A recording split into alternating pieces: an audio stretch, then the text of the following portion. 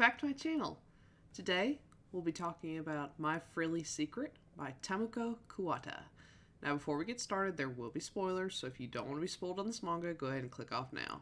No worries, I'll catch you next time. Now, for those of you that are left behind, let's go over some content warnings. There may be references to sexual assault, pedophilia and or statutory rape, enforcing gender stereotypes, homophobia, unsupportive parents, and paid dating or escorts, as they do appear in this manga. Now, if none of that bothers you, let's go ahead and get started. As always, let's start out with a quick synopsis. Yaoi is known as the gloomy kid with no friends, and he agrees. However, it's not for lack of trying. He would like to have friends, but his insecurities regarding his hobbies make it hard for him to reach out. His hobby in question? He enjoys the art of cross-dressing. Since he was a small child, Yaoi has always been drawn to cute and feminine things, which he expresses in his bedroom decor and his collection of dresses, wigs, and accessories. Unfortunately, due to his insecurity, Yaoi is forced to hide his hobby at home, unable to express himself publicly. One day, Yaoi sees a dress he's drawn to. Unfortunately, the dress is $300, which is way out of his price range. Disheartened, he's forced to leave the dress behind. Until his sister and classmates mention a method of earning money through sugar daddies, aka compensated dating. Interested in the opportunity, Yaoi signs up for a profile and mentions his hobby in the listing, which draws the attention of a rather enthusiastic customer. While on the date, the customer pushes Yaoi into going with him to a hotel to take photos of him while cross-dressing, which has Yaoi on red alert and panicking. Things aren't looking so good until Yuto, one of Yaoi's silent and stoic classmates, comes in and rescues him. On the way out of the rescue, though, Yaoi ends up exposing his cross-dressing hobby to Yuto.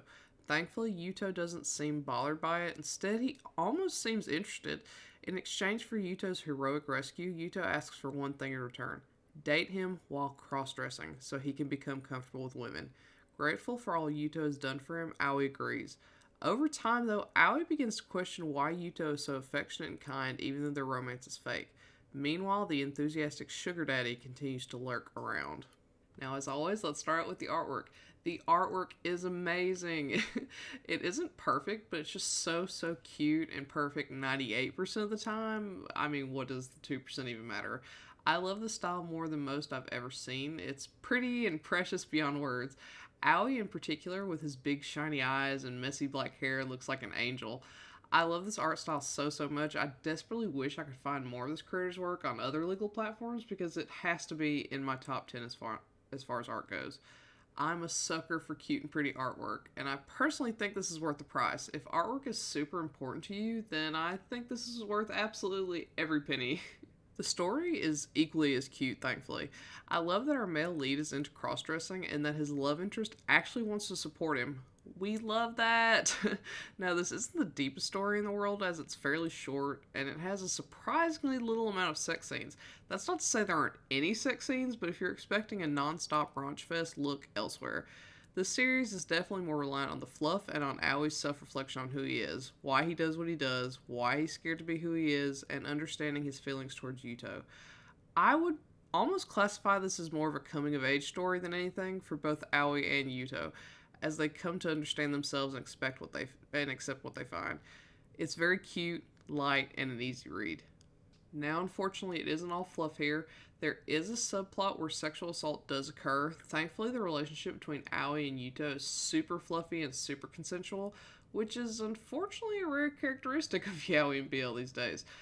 I don't want to trick anyone, though, so I will be transparent and say that sexual assault occurs between Yaoi and a potential sugar daddy who desperately stalks and tries to corner Yaoi. Yaoi does escape, but the stalker ends up sexually assaulting him, so please be warned. It is an explicit scene.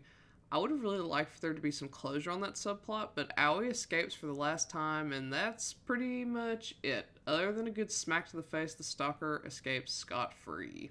Now, one of the worst parts about this is that it ends at all, which is a really good problem to have. I've been reading so much raunchy sex recently, not that I'm disappointed in the least by that. So this was a breath of fresh air in that respect. I wish we could have gotten a bit more context about their relationship post-confession, but this was still a sweet read overall. I also wish we could have seen some more of Yuto's love for Aoi, such as the time he made sure to apply for the same high school Aoi was going to, and more of the stuff like that. It would have really helped set the foundation for their confession to each other and made their relationship much more substantial. With all that being said, this is a sweet and wholesome story. I would recommend this to anyone who's interested in Yaoi or BL but hasn't given it a go for one reason or another. I would also recommend this for degenerates like myself who survive off raunchy material and might need a palate cleanser. It's a really fun one that you can binge in an hour or less and feel fluffy and satisfied afterward. Can't really go wrong here. So, have you read My Frilly Secret? If so, what do you think? Do you agree with my assessment? Do you not? Let me know and comment below. Otherwise, I'll catch you next time. Bye!